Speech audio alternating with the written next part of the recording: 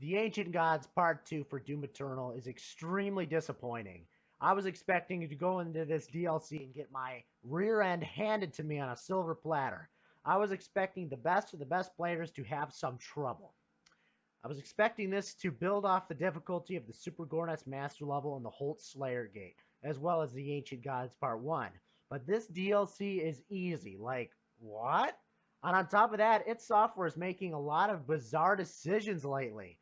I absolutely hate how when a DLC that it changes core aspects of the game that I love impacts the original experience.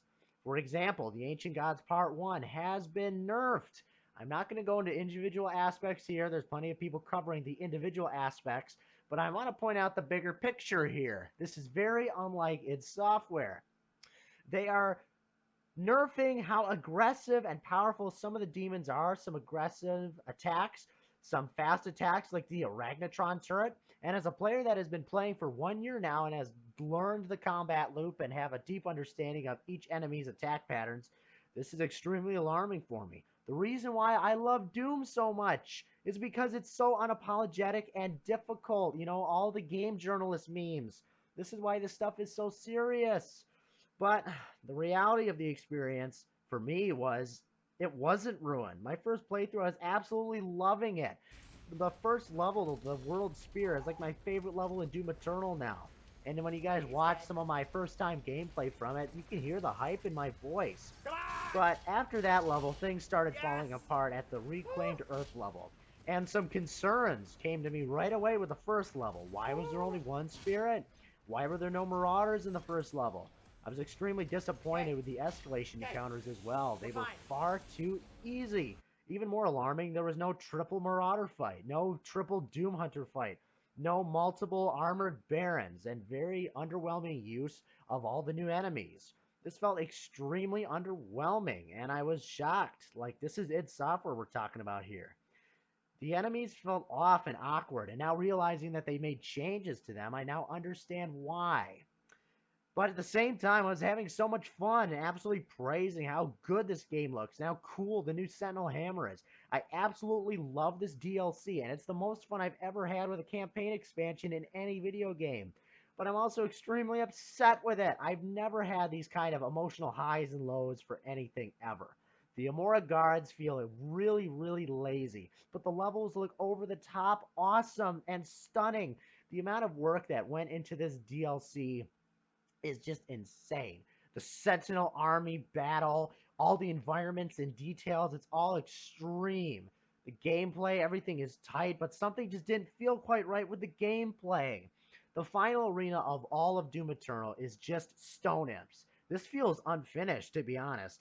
Let's talk about the nerfs to the Marauder, specifically with the Sentinel Hammer. You can just delete the Marauder now for free with the Sentinel Hammer, and it's not good. If they're going to make a change like this, where Marauders have a very easy way to kill them, almost instantly, they need to balance this out with multiple Marauders in the room. Let's say you were put into a room with a bunch of Sentinel Hammer charges and maybe 5 Marauders, and you can use this weapon to delete a couple of them, and then take your time taking out the others the normal way. You have to pick them off and then deal with the rest. But no, we don't get any encounters like that. The only double Marauder encounter we get in the entire DLC is a lame one that has these monkey bars, which are extremely exploitable to move about the arena, as well as with Screechers. And this fight doesn't feel hard enough at all. And the way the Marauder gets stars over his head when you stagger him, it's just too goofy and cartoony for me. Going back to the final arena, after we kill all these stone imps, yeah, stone imps for the final arena of Doom Eternal. I digress. The Dark Lord fight. According to Hugo Martin, this absolute, we love him so much. This boss fight will be the best one id Software has ever created. Well, I think he lied to us. Maybe not. I don't know. But the final boss is basically like a Marauder with a very bullcrap RNG pattern to his attacks. He's vulnerable in one attack, and he very rarely seems to choose that attack. Instead, he just swipes at you with a sword or does this dash forward with his shield, and if you get too close to him or if he hits you, he regenerates his health. Once you get into the groove of the fight, though, the fight's pretty awesome, but the bullcrap outweighs the good absolutely in this fight, and I absolutely hated the ending. But I also was absolutely sobbing my eyes out by how awesome the experience was. I really enjoyed it, but I was also disappointed. I'm so conflicted right now. This DLC made me feel extreme emotion, which is definitely a good thing, but these problems need to be addressed. These stars over the Marauder's head, this should be an option that can be turned off or turned on. Much like a lot of the options in Doom Eternal are player inclusive, where the player can decide what they want.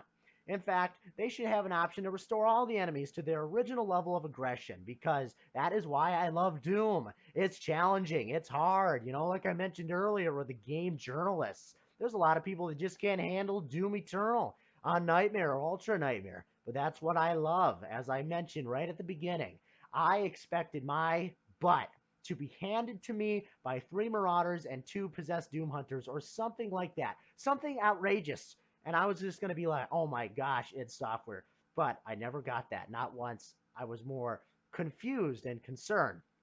Now, I'm very eager to hear Under the Mayo's thoughts on this DLC.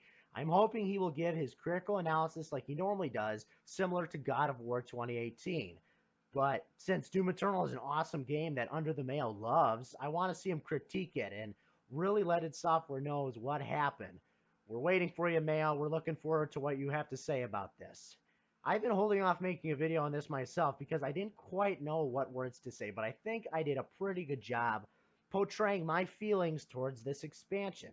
I didn't mention everything. There were things I still want to talk about, and of course, there will be way more videos coming out on this expansion because it is one of the most interesting experiences I've ever had. On one hand, I love it. On one hand, I'm extremely disappointed. The ending's confusing. The changes are bizarre. The decision that id Software has been making, some of these nerfs and changes to the Ancient Gods Part 1, blah, blah, blah, it's extremely confusing to me. So hopefully id Software can fix these things. This is not an early April Fool's joke. I sure hope it isn't, because this is, the real thing that we got. Uh, let's talk realistic here.